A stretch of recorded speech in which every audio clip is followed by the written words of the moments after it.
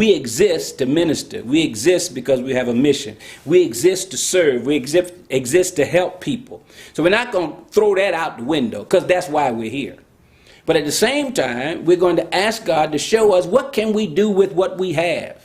What can we do with what you bring to us to help us eliminate this debt? Because as long as we have the debt, that will reduce our ability to help people.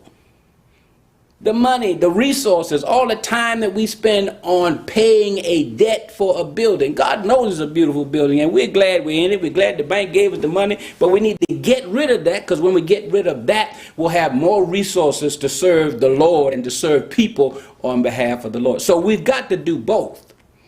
We've got to serve people in this time, because trust me, with all these other things being cut out, we're going to have a line standing in front of the church.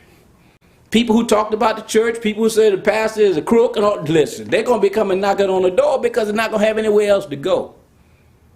And what we want to do is we want to ask God, how can we as a church be able to provide the resources within the church to be able to serve the present need, as well as to eliminate our debt, so that in the future we'll be able to do greater things. You know that passage in Malachi where God talks about the tithes and the offerings? Here's why he says, I want you to bring the tithes and the offering. This is why he says it. So that there might be meat in my house.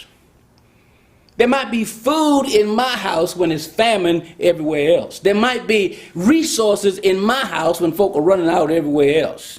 There might be money in my house where everybody else is broke.